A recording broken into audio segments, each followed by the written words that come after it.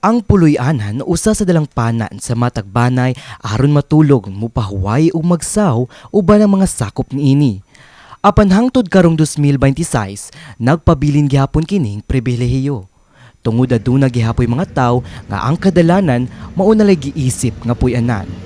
Sama sa akong nakaila nga si Christine Pasaporte, nagpuyo ang iyang pamilya sa Dan Figueroa, sakop sa barangay San Nicolas proper, Dakbayan sa Sugbo. Adunay gamay nga kubo silang gitukod nga ginama sa trapal.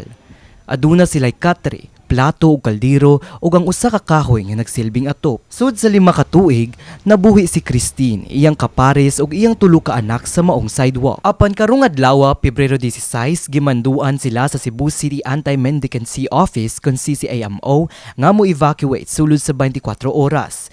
Gihatagan og unang opsyon ang bani ni Christine nga mobalhin sa anti-mendicancy shelter, apan alang ni Christine layo ang panginabuhian niya sa kun asang maong shelter na himutang. Okay naman. Okay. Asa mo mulakaw atin? Dili lagi po, dalam lang mong pangwarta diri. So, aray naman mag-stay. Asa man nga Abo lang sa amin diri, dili ko yung kanang kasi sa kanila.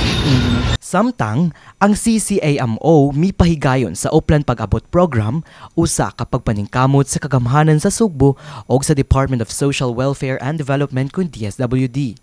Nagtinguha kini sa pagpahimutang sa mga tawo nga nagpuyo sa kadalanan sa mas hapsay nga puyanan. Matod sa CCAMO Executive Director nga si John Ryan Umayag, unang i-assess ang kahimtang sa pamilya tan-awon kung lumad kini nga taga Cebu City. Kung mga tao nga homeless dira, so ato siya i-qualified kung taga-asa siya, no? So kung taga Cebu City ka, ya ma-qualified juga as homeless, tagaan ka sa gobyerno og abangan kanila og balay good for one year, no?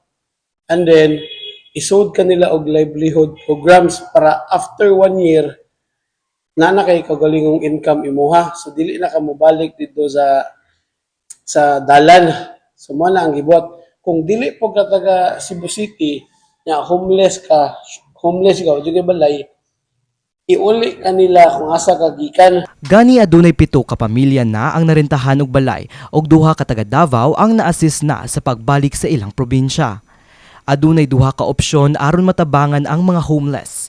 Mapahimutang sa anti-mendicancy o shelter nga libre na ang pagkaon, tubig o kuryente. Samtang hatagan sab sila og mamahimong trabaho. Ikaduha, ang syudad ang mubayad sa abang sa balay sa tabangan nga pamilya sulod sa usa ka tuig og isulod sa mga livelihood programs nga maoy mamahimong panginabuhian. Balikon og mga adlaw sa CCAMO ang sidewalk sa Figueroa Street aron makita kung nahawa na ba kini.